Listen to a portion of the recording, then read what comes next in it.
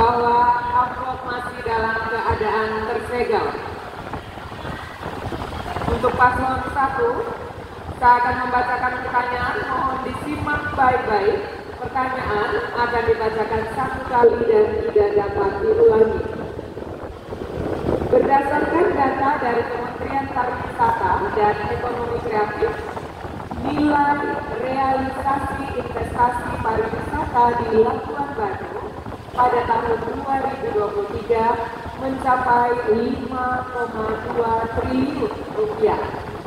Sementara pada kuartal pertama tahun 2024, total realisasi investasi di Labuan Bajo telah mencapai 570 miliar rupiah atau berada di peringkat 4 dengan nilai realisasi investasi tertinggi dari 10 destinasi pariwisata prioritas di Indonesia.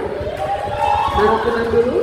Pertanyaannya, bagaimana strategi kebijakan yang akan dilakukan oleh paslon untuk menjaga iklim investasi di Labuan Bajo serta memastikan bahwa besarnya nilai investasi tersebut juga dapat dinikmati oleh seluruh lapisan masyarakat Manggarai Barat. Waktu Anda 4 menit dimulai dari Anda berbicara. Ya, baik, terima kasih. Yang pertama terkait dengan bagaimana menjaga iklim investasi. Tentu di sini hal yang paling utama yang perlu kami lakukan adalah bagaimana berkoordinasi dengan unsur Forkompinda, Forum Komunikasi Pimpinan Daerah dalam hal ini bersama pihak kepolisian, lalu kemudian teman-teman TNI Polri juga untuk terus berkomunikasi dan berkoordinasi dalam konteks untuk menjaga dan menjamin keamanan di wilayah Manggarai Barat. Tentu ini akan berdampak terhadap minat investasi yang akan datang ke Labuan Bajo dan Kabupaten Manggarai Barat pada umumnya. Dan yang kedua, bagaimana kami berdua akan menjamin percepatan layanan perizinan. Ya, layanan perizinan ini akan kita percepat untuk proses kemudahan. Lalu kemudian yang ketiga adalah pemberian insentif dan disinsentif terhadap investor-investor yang ingin menanamkan modalnya di Labuan Bajo dan Kabupaten Manggarai Barat pada umumnya. Lalu kemudian yang berikut terkait dampak kepada masyarakat. Bagi kita sekali lagi pariwisata kita letakkan sebagai prime mover, sebagai lokomotif yang akan menggerakkan sektor-sektor lainnya. Jujur bahwa angka PDRB yang begitu tinggi di Kabupaten Manggarai Barat tidak paralel dengan belanja masyarakatnya. Peredaran duit di masyarakat tidak paralel dengan angka akumulasi PDRB dari 16 sektor.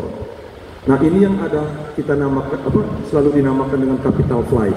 Uangnya dihasilkan di sini, peredarannya di luar daerah lagi. Ya. Nah, tentu di sini bagi kita bagaimana supaya rantai pasok hulu hilir antara desa dan kota, antara desa dalam konteks sebagai hulu untuk menghasilkan produk dan kota sebagai user yang akan menikmati produk-produk yang datang dari kota, yang datang dari desa. Bagi kita di sini adalah bagaimana petani-petani dan nelayan-nelayan kita dapat menjamin yang namanya kualitas produk, kuantitas produk, dan kontinuitas produk yang dibutuhkan atau disyaratkan oleh user. Saya pikir itu dari kami. Sekian dan terima kasih. Masih ada waktu? Baik, cukup. Silakan untuk paslon 2 menanggapi jawaban paslon 1. Waktu ada 2 menit dimulai dari Anda berbicara. Baik, terima kasih. Koordinasi tidak cukup untuk menciptakan iklim investasi. Apa syarat mutlak supaya orang berinvestasi? Yang pertama harus ada kepastian hukum. Terus yang kedua, stabilitas itu harus terkendali. Sedangkan ikutannya adalah bagaimana mempermudah yang namanya perizinan. Ya. Tapi kata kunci terkait dengan soal menciptakan iklim investasi itu ada 2, yaitu kepastian hukum dan stabilitas terkendali. Kapan kedua hal ini tidak disuguhkan, maka orang tidak akan berinvestasi di tempat kita. Ya.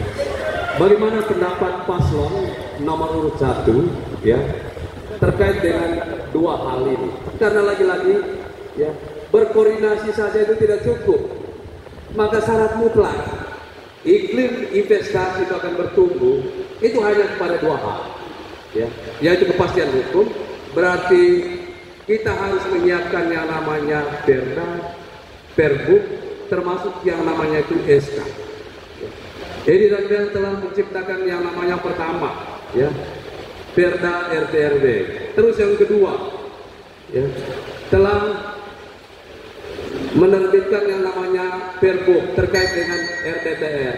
Terus yang ketiga adalah bagaimana, ya, menyiapkan pelayanan mall publik, dan sebentar lagi kita sudah akan melaksanakan mall pelayanan publik yang ada di Kabupaten Manggarai Barat. Itulah yang harus disiapkan oleh pemerintah supaya iklim investasinya itu bertumbuh dengan baik. Terima kasih. Baik, waktu habis. Silakan paslon 1 untuk kembali menanggapi.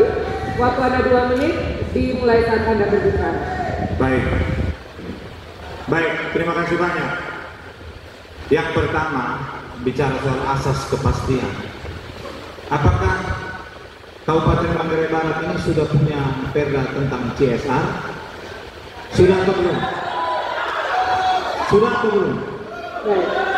Perda soal CSR itu belum ada. Yang kedua, kenaikan harga NJOP ini berkaitan dengan investasi. Lewat perbuk tanpa melalui proses politik di DPR, Pak Edi dan Dr. Weng membuat Pergub 201 dan 269 menaikkan harga NJOP. Tentu ini sangat menghambat proses investasi yang ada di Kabupaten Manggarai Barat, khususnya di Kota Labuan Bajo. Ketika proses investasi ini terhambat, maka dia akan seimbang dengan yang namanya ketersediaan lapangan pekerjaan. Jadi kalau misalnya tadi bilang koordinasi tidak cukup, tapi langkah-langkah yang telah dilakukan, pertama, asas kepastian yang diungkapkan pasangan nomor 2 tadi, perda soal CSR saja belum ada. Pertanggungjawabannya bagaimana? Itu belum ada diatur sampai hari ini. Dan yang terakhir adalah kenaikan harga NJOP. Jujur itu sangat menghambat investasi. Jadi kalau investasi tidak usah kemana-mana. Dan ingat, proses kenaikan harga NJOP tidak pernah lewat proses politik di DPR, langsung lewat Pergub. Terima kasih. Baik, terima kasih.